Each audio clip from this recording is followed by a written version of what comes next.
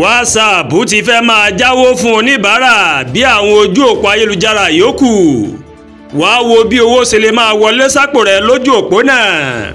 Iléeṣẹ́ Meta tó ní WhatsApp, Facebook àti Instagram ó mà ti kéde wípé òun yóò máa bẹ̀rẹ̀ ìpolówó ọjà lórí WhatsApp báyìí.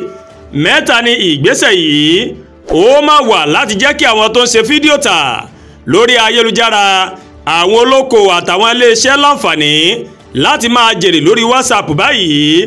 Iléeṣẹ́ Meta ó mà kéde nínú àtẹ̀jáde kan tó fi síta ní ọjọ́ Ajé Monday pé ìsọ̀rí mẹ́ta gbòógì làwọn èèyàn ti lè máa rí owó lórí ìtàkùn WhatsApp báyìí. Ìsọ̀rí àkọ́kọ́ ó mà ní nǹkan ṣe pẹ̀lú àwọn táwọn èèyàn yóò máa sanwó wo ìtàkùn wọn lórí WhatsApp, èyí tí wọ́n ń pè ní channel subscription. Ìsọ̀rí kejì, gẹ́gẹ́ bí Meta gẹ́gẹ́ bó ṣe ṣàlàyé, ó ní àwọn ìtàkùn tí wọ́n ń ṣe ìpolówó rẹ̀, èyí tí wọ́n ń pè ní promoted channel. Ó lè yẹn náà ló mà tún tẹ̀lé. Oníṣẹ́ wá rí ìsọ̀rí kẹta, ó ní ìpolówó ọjà lórí status fáwọn èèyàn tó ń lo WhatsApp. Wọ́n ní gbogbo nǹkan yìí ó mà jẹ́ ọ̀nà tí WhatsApp ń lò láti fàyè gba ìpolówó ọjà lọ́nà tí kò ní ṣe àkóbá fún fífi ọ̀rọ̀ ránṣẹ́ o lórí WhatsApp. Àti ń rò ó ti pẹ́ láti ṣe àgbékalẹ̀ ọ̀nà táwọn èèyàn tó ń lo WhatsApp fi lè máa pa owó lórí ìtàkùn náà láì ṣe ìpalára fún fífi ọ̀rọ̀ ránṣẹ́ o. A gbàgbọ́ pé àsìkò ti tó wà yìí láti bẹ̀rẹ̀ ètò náà. Ó mà ló mà jẹ́ kí a máa kéde rẹ̀. Iléeṣẹ́ Meta òun ló sọ bẹ́ẹ̀ lórí ìsọ̀rí channel distribution.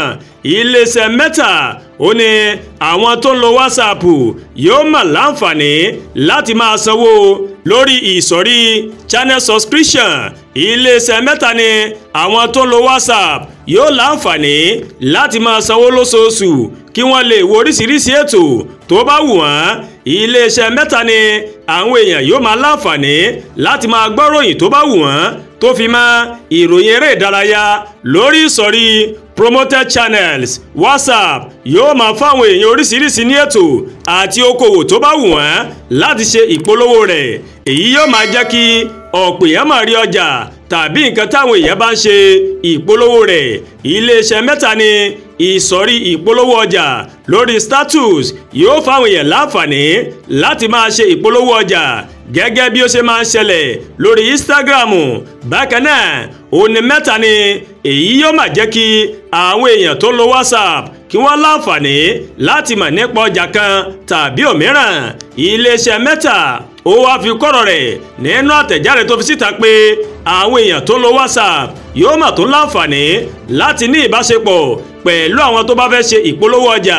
Meta mà tún sọ wípé ètò ààbò gidi ó ti wà fún gbogbo èèyàn tó máa ń lo WhatsApp. Nítorí náà kò ní sí wípé bóyá àjòjì kan ó mà yàwó ojú òpó ẹnìkan nǹkan díẹ̀ lórí orílẹ̀-èdè rẹ, ìlú rẹ tàbí èdè rẹ ńlá máa lò tá a máa fi ṣàfihàn ìpolówó ọjà fún ọ lórí status WhatsApp rẹ.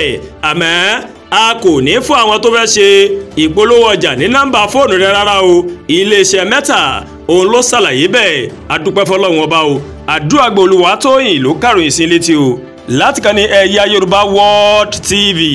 Bẹ́ẹ̀ ṣe ń wò wá, ẹ máa bá wa like, ẹ máa share, ẹ máa comment.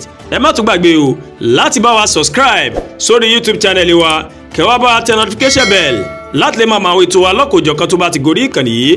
Ẹ ṣé púpọ̀ tẹ́ ń wò wá o. Aburú ò ní ṣèmi àti lágbára Ọlọ́run ọba Elédùmarè.